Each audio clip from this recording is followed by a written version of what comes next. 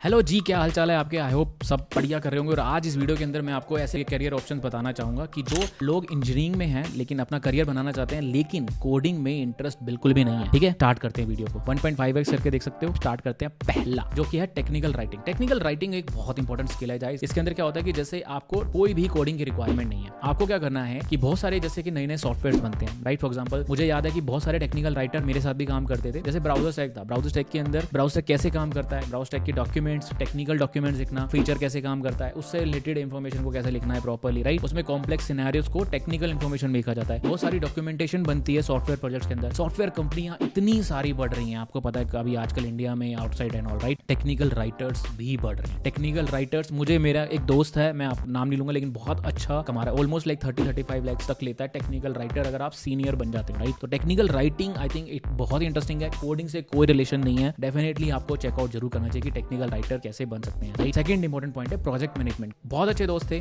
जिनको कोडिंग में थोड़ा सा इंटरेस्ट था लेकिन अच्छे से कोडिंग नहीं कर पा रहे थे। बहुत बार ऐसे होता है कि आप कोडिंग नहीं कर पाते हो, राइट। मेरे साथ बहुत सारे दोस्त थे, हम लोगों ने जो स्टार्ट किया था, राइट, एक साथ जब हमने एक एमएनसी से स्टार्ट किया था, बहुत सारे लोग ऐसे थे जिनका कोडिंग में इंटरेस्ट ही नहीं था पर उनको कोडिंग में डाला गया पर नहीं कर पाए, राइट। बहुत सारे लोग प्रोजेक्ट मैनेजमेंट में चले गए। अब उनका काम क्या है कि इंजीनियर, डिजाइनर्स और दूसरे प्रोफेशनल के साथ बेसिकली क्लोजली वर्क करना होता है और उनको प्रोजेक्ट्स की बेसिकली टाइमलाइंस कैसे जाएंगी, कैसे रिलीज आएगा, राइट, उसके रिलेटेड अगर कोई दिक्कत आ रही है, कोई डेडलाइन आ रही है, पूरा एक ओवरव्यू प्लान करना होता है, राइट। अब यहाँ पे बहुत सारे लोग क्वेश्चन पूछते हैं कि सर क्या मैं फ्रेशर से प्रोजेक्ट मैनेजमेंट में आ सकता हूँ? बिल्कुल आ सकते हो। फ्रेशर से प्रोजेक्ट मैनेजमेंट में आ सकते हो, फ्रेशर से टेक्निकल राइटिंग में भी आ सकते हो, बिल्कुल आ सकते हो, 100% आ सकते हो। बहुत सारे दोस्तों ने मेरे भी प्रोजेक्ट मैनेजमेंट में डायरेक्टली स्टार्ट किया। पहले उन्होंने असिस्टेंट की तरह स्टार्ट किया, प्रोजेक्ट मैनेजर की तरह करा, देन फिर वो इंक्रीज होते गए धीरे धीरे धीरे। पहले एक छोटा से फीचर को रिलीज करने के लिए और बड़े बड़े बड़े होते चले गए, ठीक है। थर्ड के बारे में बात कर लेते हैं, जो मेरा फेवरेट है, क्यूए। क्यूए में आप आ सकते हो, मैनुअल टेस्टिंग जनरली इसको कहा जाता है, जो सॉफ्टवेयर टेस्टिंग भी कह सकते हैं विदाउट कोड। डेफिनेटली मुझे तो लगता है कि सबसे ईजिएस्ट क्यूए ही है। ये क्यूए आपकी और अपॉर्चुनिटीज को इंक्रीज कर सकता है। अगर आप फ्रेशर से मैनुअल टेस्टर हो या फिर नॉन आईटी पर्सन हो, करियर गैप है, इंजीनियरिंग हो और आना चाहते हो डायरेक्टली क्यूए रोल में, आप कोर्स आ सकते हो। बस आपको एक प्रॉपर ट्रेनिंग की जरूरत है जिसके अंदर आप 2-3 महीने की ट्रेनिंग ले लो, जिसमें आप प्रोजेक्ट्स कर लो और डायरेक्टली आप फिर क्यूए रोल। देखो कंपनीज बहुत हैं। कंपनीज अगर आप बैंगलोर में बात करोगे, राइट, 30-40,000 के आसपास ऑलमोस्ट स्टार्टअप्स होंगे वहाँ पे, राइट। हर एक में ऑलमोस्ट लाइक 3-4 क्यूए तो होंगे, राइट। तो क्यूए की डिमांड तो बहुत है और कोडिंग की रिक्वायरमेंट इनिशियली कभी नहीं होती है, बहुत ही कम होती है। अगर आप डायरेक्टली ऑटोमेशन करना चाहते हो, राइट, ऑटोमेशन बहुत सारी कंपनीज नहीं भी करती हैं, बहुत सारे स्टार्टअप्स ऑटोमेशन नहीं करते हैं। मैंने जब शुरू में काम किया 2-3 कंपनीज में, वहाँ पे ऑटोमेशन करना इंपॉर्टेंट था ही नहीं, राइट। वहाँ पे नॉर्मल हमें सॉफ्टवेयर टेस्टिंग करनी होती थी, मोबाइल टेस्टिंग की वगैरह की, हमें कोई भी ऑटोमेशन कोड नहीं लिखना होता था। क्यों?